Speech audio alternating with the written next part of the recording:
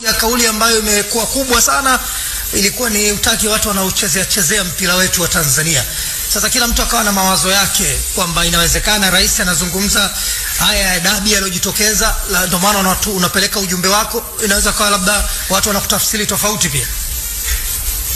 Sema kweli moja hapo ni hilo, kwa sababu vitu vingine vinafanyika ni vitu vya kitoto vya kijinga, sio vinataka kutujaribu au vinataka kuporomosha mpira wetu. Kwa hiyo nimesema sisi tutakuwa makini, lakini pia tutakuwa wakali sana kuhusu kuhakikisha kwamba angalau vitu vya kijinga vitokee. Kama watu wamechoka kucheza mpira, basi wakaendelee na sinema zao, lakini sema kweli kwenye mpira wetu wasituletee. Alafu pia wasitufananishe au wasitulinganishe na jambo lolote lingine. Sisi tunajua tunafanya nini na tutafanya kwa mujibu wa kanuni na taratibu zetu zinavyotuelekeza. Bodi ni chombo ambacho kiko chini ya TFF, lakini ziko kauli hapa zilikuwa zinazungumzwa sana kwamba viongozi wa bodi wajiuzuru, kamati ya saa 72 jiuzuru. Tunasema kwamba mwenye mpira hapa ni TFF. Hata serikali walipoulizwa wakasema sisi hatuwezi kuingilia masuala ya soka. Masuala ya soka yako chini ya TFF, waulizwe TFF. Sasa nikasema kwa sababu nimepata bahati ya kuzungumza na wewe, unaweza kutusaidia hapo. Watu wamekuwa kama wanawashambulia watu ambao wako chini yako. Mimi nasema taratibu zitafuatwa na tuziache zifuatwe. Lakini huwezi kusema bodi ijiuzuru. Hata wanaosema wajiuzuru waambie na viongozi wao, je, wako sawa sawa? Hawastahili kujiuzuru. Lakini kila watu wanaenda na taratibu zao. Taratibu zipo na bodi yetu inafanya kazi kwa mujibu wa kanuni. Mimi nazungumza kwamba tusisemeane, kwa sababu kila mmoja tukimfuatilia basi wengine pia hata kazini tuambia waache kazi kwa sababu hawafanyi kazi zao kama inavyopaswa. Lakini tuyaache hayo kwa sababu yanashughulikiwa na yatafanywa kazi na yatakuja kuzungumzwa kama ambavyo wenyewe bodi wameacha. Yes, umeweza kusikia alichokizungumza Wallace Karia, rais wa TFF hapa nchini Tanzania. Umeweza kusikia alichokizungumza kuelekea kwa mahojiano ambayo alifanya na moja kati ya chombo cha habari hapa Tanzania. Aliweza kuzungumzia kuhusiana na sakata la uongozi wa klabu wa Young Africans kuwataka viongozi wa bodi ya ligi wajihuzuru. Lakini moja kati ya vitu ambavyo aliweza kuvizungumza, unaona kabisa kwamba ameweza kutumia hasira. Ukija kuangalia kwamba toka sakata lenyewe limeanza tarehe 8 Machi, unaona kabisa kwamba bodi ya ligi walikuwa wanawahimiza mashabiki waendelee kununua tiketi na waendelee kuja uwanjani kwa sababu mechi ipo pale pale. Lakini masaa mawili baadaye hao TFF wakaweza kutoa taarifa kwa vyombo vya habari kwamba mechi imeahirishwa. Lakini tokea hapo bodi ya ligi hawajazungumza kitu chochote mpaka sasa. Wamekaa kimya. Unaona kabisa kwamba kuna uzembe ambao unaendelea kufanywa na bodi ya ligi pamoja na TFF. Kwa Wallace Karia kutoka nje na kutoa statement kama hii ni kama anawakingia kifua viongozi wa bodi ya ligi.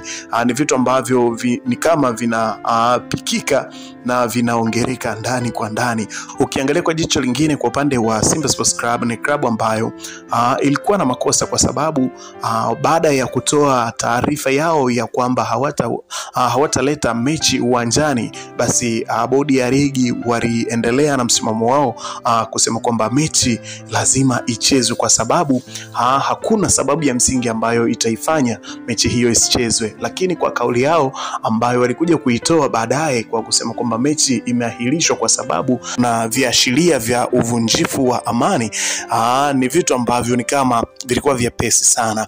Na ukija kuangalia kwa upande wa klabu ya Young Africans, imekuwa ni klabu ambayo ikitoa taarifa rasmi za kuikomandi bodi ya ligi na TFF watoe statement au watoe pointi 3 kwa upande wa klabu ya Young Africans, lakini pia wapewe na ushindi wa mabao 3.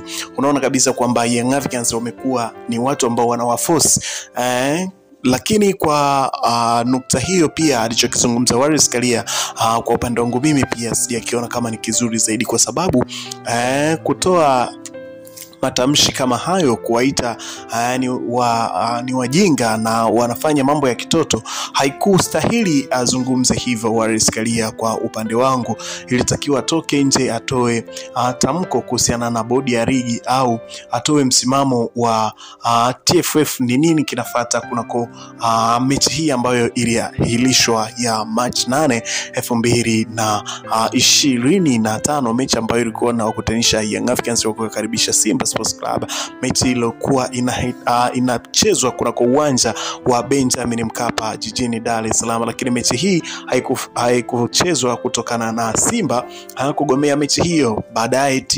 Baadaye bodi ya ligi kutoa nao taarifa yao ambayo ilikuwa inahitaji kwamba mechi hii imeahirishwa kutokana na sababu ambazo walizitaja bodi ya ligi.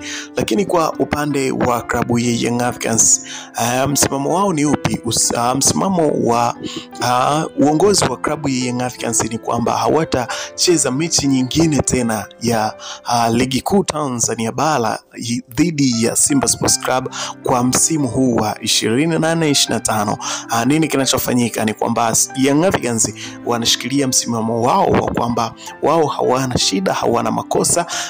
Kinachofuata hapo ni kupewa ushindi wa mabao 3 na pointi 3 kama jinsi ambavyo wao wanahitaji. Lakini kusema kwamba watacheza tena siku nyingine, wao walikataa, licha ya kwamba kumekuwepo na maneno mengi ya hapa na hapa yakiwa sakama Young Africans kwamba inatakiwa wakubali kucheza mechi nyingine kutokana na kwamba wao wana makosa na wao ndo walianzisha makosa kwa kuwatuma walinzi kwenda kuzuia wachezaji wa Simba Sports Club wasipate nafasi ya kuingia kunako uwanja wa Benjamin Mkapa. Lakini Yanga wenyewe wamewakataa mabodyguard hao, licha ya kwamba mabodyguard hao wameonekana katika matukio tofauti ya Young Africans. Lakini kwa nukta hiyo pia unaona kabisa kwamba na hata klabu ya Simba Sports Club nayo ilikuwa na makosa kwa namna moja ama nyingine, kwa sababu hawakuweza kutoa taarifa kama watakwenda kufanya mazoezi katika uwanja wa Benjamin Mkapa ambao mchezo ulikuwa unatakiwa kufanyika hapo. Au ukija kuangalia hawakuwa na taarifa yoyote kwa meneja wa uwanja, kamishna wa mchezo, lakini pia hawakuwa na taarifa, hata vyombo vya habari havikuwa na taarifa kama Simba Sports Club watakwenda kufanya mazoezi kunako uwanja huo. Kwa hiyo unaona kabisa kwamba wale waliowazuia kuingia uwanjani walikuwa sahihi, kwa sababu hapakuwa na taarifa yoyote ya Simba Sports Club kama watakwenda kufanya mazoezi kunako uwanja huo wa Benjamin Mkapa. Swali langu tu ni kwamba bodi ya ligi mpaka ilifika saa 6 ya siku hiyo walikuwa wanahimiza mashabiki waendelee kukata tiketi, waendelee kusogea kunako uwanja wa Benjamin Mkapa.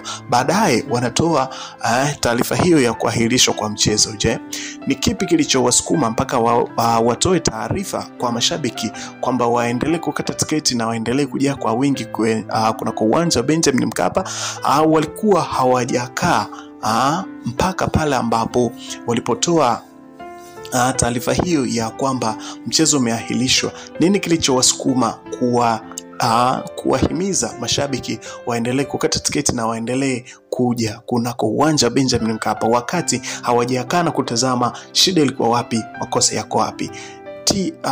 TFF kupitia bodi yao ya ligi pia na wao wana makosa, inatakiwa wawajibishwe kulingana na kanuni. Lakini si hivyo tu, kuna issue nyingine ya bodi ya ligi kukaa kimya. Leo ni siku ya 9 hawajazungumza kitu chochote, licha ya kwamba bodi ya ligi inatakiwa ikae masaa 72, yani siku 3 wawe wameshatoa tamko lolote kuhusiana na hiki. Lakini mpaka sasa ni siku ya 9.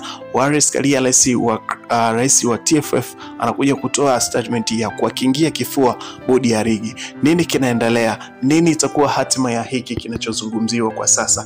Bana, nikukaribisha nikukaribishe uendelee kuwa pamoja nasi katika update zote zijazo mpaka ieleweke, mpaka ijulikane nini kinafuata juu ya hili. Ukiangalia unaona kabisa ngoma bado mbichi, yani bado ni mbichi kabisa na haiishi mpaka iishe. Nini kinafuata na nini kinaendelea? Basi nikualike kwamba uendelee kukaa nasi hapa ili uweze kujua ni nini kinaendelea kunako anga la michezo hapa Tanzania na nje ya mipaka ya Tanzania, wakati ambapo tunakuletea update zote za michezo. Wewe utakuwa wa kwanza kuzipata endapo tu utasubscribe kwa wingi hapo kunako maandishi ambapo yameandikwa subscribe hapo chini ya video, lakini pia ukibonyeza alama ya kengele utakuwa wa kwanza kupata taarifa kila muda tunapokuwa tunakuletea.